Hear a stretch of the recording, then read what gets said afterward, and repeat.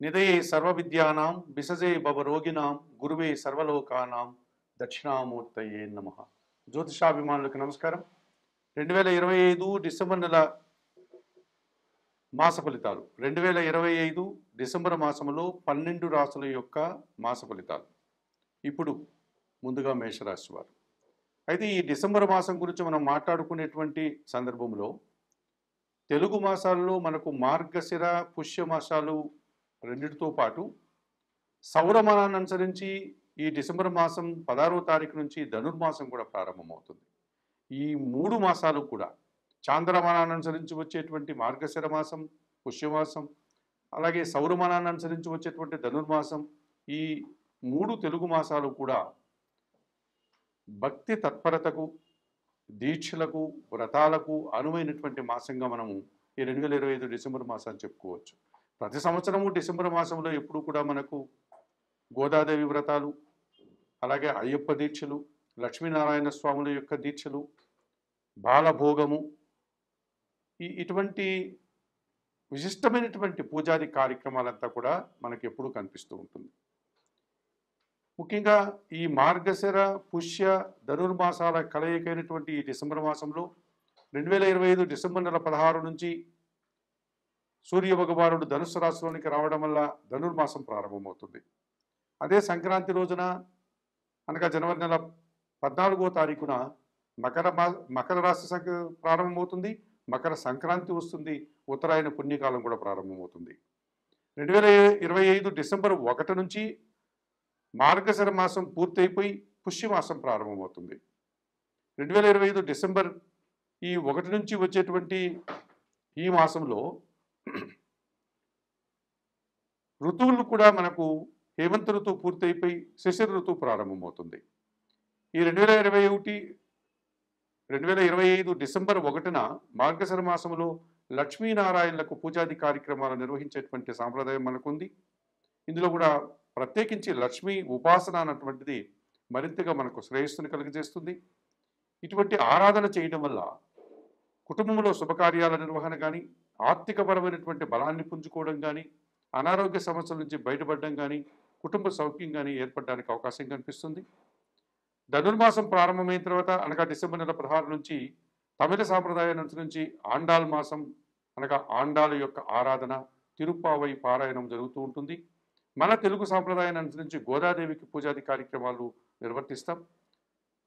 ఈ డిసెంబర్ నెల 16 నుంచి జనవరి నెల సంక్రాంతి పండుగ వరకు కూడా గోదాదేవికి నిత్యం తిరుప్పావై, మనకు తిరుమల పుణ్యక్షేత్రమైనటువంటి వెంకటేశ్వర స్వామి ఆలయంలో కూడా సుప్రభాత సేవలను పక్కన పెట్టి తిరుప్పావై యొక్క కార్యక్రమాలను మనవారు అక్కడ ప్రారంభించేటువంటి సాంప్రదాయం ఉంది. సంక్రాంతి రోజున గోదాదేవి కళ్యాణంతో ఈ వ్రతం పూర్తవుతుంది. అట్లాగే ఈ విష్ణువుకు సంబంధించినటువంటి ఆరాధన చేసేటువంటి ఆలయాల్లో ప్రత్యేకంగా పసిపిల్లలకు అనగా అబ్బాయిలకు, అమ్మాయిలకు ప్రసాద సమర్పణం చేసేటువంటి విధానం ఉంటుంది. దీన్ని బాలభోగము అని కూడా మనం పిలుస్తాం. ఈ సాంప్రదాయం కూడా మనకు ఆ పవిత్రమైనటువంటి తిరుమల క్షేత్రంలో మన వారు కొనసాగిస్తారు. ఈ పవిత్రమైనటువంటి ఈ ధనుర్మాసంలో కాలభైరవుడు, కార్తికేయుడు, దత్తాత్రేయుడు ఇటువంటి మహానుభావులంతా కూడా జన్మించినటువంటి మాసం ఇది. ముక్కోటి ఏకాదశి కూడా మనకు ఈ మాసంలోనే వస్తుంది. భగవద్గీత ఆవిర్భావం కూడా మనకు ఈ మాసంలో కనిపిస్తుంది.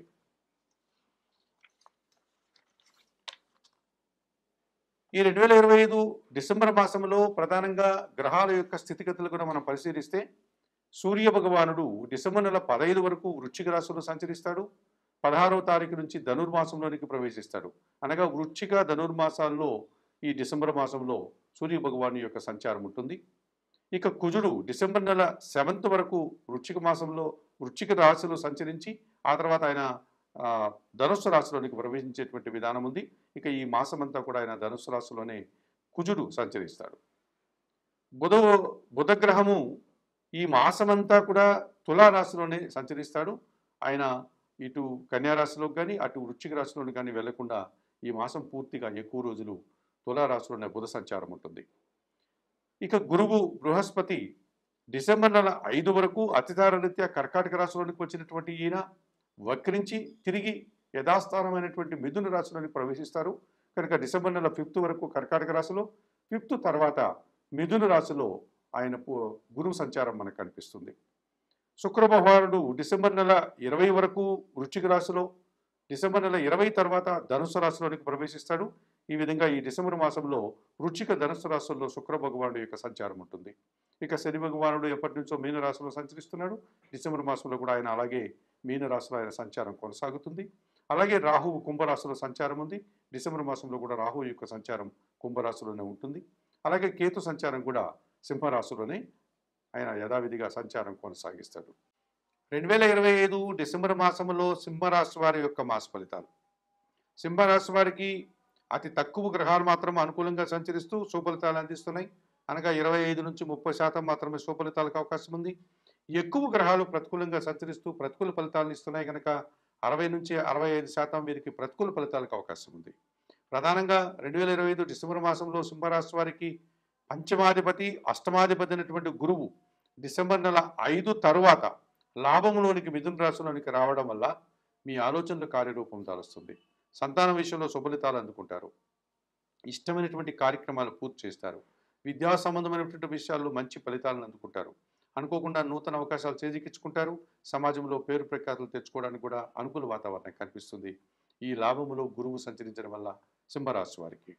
ఇక తృతీయ దశమాధిపతి అయినటువంటి శుక్రుడు ఈ నెలంతా కూడా చతుర్థ పంచమ భావాల్లో అనగా వృశ్చిక ధనుస్సు రాశుల్లో సంచారం కొనసాగించడం వల్ల సృజన సహకారం వల్ల చాలా పనులు పూర్తి చేస్తారు. మీ ఆలోచనలో కార్యరూపం దాలుస్తుంది. వృత్తి ఉద్యోగ వ్యాపారాల్లో స్త్రీలతో కలిసి మంచి విజయాలను, లాభాలను, అభివృద్ధిని అందుకుంటారు. కుటుంబంలో సంతోషకర వాతావరణం నెలకొంటుంది. సంతానం విషయంలో కూడా శుభవార్తలు అందుకుంటారు. మరి 2025 డిసెంబర్ మాసంలో సింహరాశి వారికి రాక్షస గురువైనటువంటి శుక్రుడు, దేవగురువు అయినటువంటి బృహస్పతి తప్ప మిగతా గ్రహాలన్నీ కూడా ప్రతికూలంగా సంచరిస్తున్నాయి. ఇందులో ప్రధానంగా జన్మరాశ్యాధిపతి అయినటువంటి సూర్య భగవానుడు ఈ నెలంతా కూడా చతుర్థ పంచమ భావాల్లో అనగా వృశ్చిక ధనుస్సు రాశుల్లో సంచరించడం వల్ల కుటుంబంలో కూడా తండ్రితో మనస్పర్ధలు అవడానికి అవకాశం ఉంది. తండ్రి ఆరోగ్య విషయంలో జాగ్రత్తలు తీసుకోవాల్సిన పరిస్థితి కనిపిస్తుంది. అధికారులతో అభిప్రాయ భేదాలకు అవకాశం ఉంది. ప్రభుత్వం నుంచి రావాల్సిన ఆదాయం వాయిదా పడుతుంది. అలాగే మీ సంతానమైనటువంటి మగ సంతానంతో అనగా పురుష సంతానంతో మీకు మనస్పర్ధలు వచ్చేటువంటి వాతావరణం కూడా కనిపిస్తుంది. ఇక చతుర్థ భాగ్యాధిపతి అయినటువంటి కుజుడు ఈ నెలంతా చతుర్థ పంచమ భావాల్లో అనగా వృశ్చిక ధనుస్సు రాశుల్లో సంచరించడం వల్ల కుటుంబంలో అశాంతికి అవకాశం ఉంది. అలాగే మనస్పర్ధలు వచ్చే అవకాశం ఉంది. అభిప్రాయ భేదాలు వచ్చేటువంటి అవకాశం ఉంది. చిన్న చిన్న వాహన ప్రమాదాలకు కూడా అవకాశం ఉంది. వ్యవసాయ రంగంలో కానీ, రియల్ ఎస్టేట్ రంగంలో కూడా కానీ ప్రతికూల ఫలితాలు మీకు రావడానికి అవకాశం కనిపిస్తుంది. ఇక ద్వితీయ లాభాధిపతి అయినటువంటి బుధుడు తృతీయంలో తులారాశిలో సంచరించడం వల్ల జన సహకారం ఉండదు. మీ మాటల వల్ల అపార్థాలు, రావాల్సినటువంటి వ్యాపార సంబంధమైనటువంటి ఆదాయం వాయిదా పడుతుంది. వ్యాపారపరమైనటువంటి కష్టాలు, నష్టాలు అధికమవుతాయి. ఫలితాలు మాత్రం తగ్గేటువంటి వాతావరణం కనిపిస్తుంది. ఇక సప్తమాధిపతి అయినటువంటి శని అష్టమంలో మీనరాశిలో సంచరిస్తున్నాడు. అనారోగ్య సమస్యలు, పోటీ ప్రపంచంలో వెనకడుగు వేస్తారు. జీవిత భాగస్వామితో మనస్పర్ధలు, ఆర్థిక సమస్యలు, పనివారి సహకార లోపం మిమ్మల్ని ఇబ్బంది పెట్టే సూచన కనిపిస్తుంది. ఇక సప్తమ భావంలో అనగా కుంభరాశిలో రాహు సంచారం ఉంది. అలాగే జన్మరాశిలో సింహరాశిలో కేతువు సంచారం ఉంది. దీన్ని ప్రబల కాల సర్పదోషం అని పిలుస్తాం. మీరు ఆశించిన పనులు ఆశించినట్లుగా పూర్తి చేయలేక నిరాశన పడేటువంటి వాతావరణం ఈ రాహుకేతు దోషం వల్ల మీకు ఏర్పడుతుంది. మరి 2025 డిసెంబర్ మాసంలో తప్పనిసరిగా సింహరాశి వారు ఈ ప్రతికూల గ్రహాలన్నిటికీ కూడా పరిహారాలు నిర్వర్తించుకోవాల్సినటువంటి అవసరం కనిపిస్తుంది. జన్మరాశిలో కేతు సంచారం, సప్తంలో రాహు సంచారం ఉంది కనుక తిరుపతి పుణ్యక్షేత్రానికి అతి సమీపంలో ఉన్నటువంటి శ్రీకాళహస్తీశ్వర ఆలయానికి వెళ్ళి అక్కడ అందుబాటులో ఉన్నటువంటి శ్రీకాళహస్తీశ్వర స్వామిని, అందుబాటులో ఉన్నటువంటి జ్ఞానప్రసూన్న అమ్మవారిని, దక్షిణామూర్తిని దర్శించుకుని ఆ ఆలయంలో నిర్వహించేటువంటి రావుకేతు పూజలు నిర్వర్తించుకోవడం వల్ల ఈ ప్రబల కాలసర్ప దోషం నుంచి ఈ సింహరాశి వారు బయటపడవచ్చు. అలాగే చతుర్థ భాగ్యాధిపతి అయినటువంటి కుజుడు ఈ నెలంతా కూడా చతుర్థ పంచమ భావాల్లో సంచరిస్తున్నాడు కనుక ఈ కుజదోషం నుంచి బయటపడడానికి సుబ్రహ్మణ్య స్వామి ఆరాధన, సుబ్రహ్మణ్య స్వామికి మంగళవారం రోజు అభిషేకము, ఎర్ర కందిపప్పు దానం చేయడం వల్ల మీరు మరింతగా మంచి ఫలితాలు పొందడానికి అవకాశం ఉంటుంది. ఇక ద్వితీయ లాభాధిపతి అయినటువంటి బుధుడు తృతీయంలో తులారాశిలో సంచరిస్తూ ఇబ్బందిని కలిగిస్తున్నాడు కనుక సీతారామచంద్రమూర్తి ఆలయానికి వెళ్ళి శ్రీరామరక్షా స్తోత్రం పారాయణం చేయండి. తులసి ఆకుల మాలను స్వామివారికి, అమ్మవారికి అలంకరించండి. అలాగే పంచమ కుజదోషం ఉంది. ఈ కుజదోషం నుంచి బయటపడడానికి కూడా మీరు సుబ్రహ్మణ్య స్వామిని ఆరాధించండి.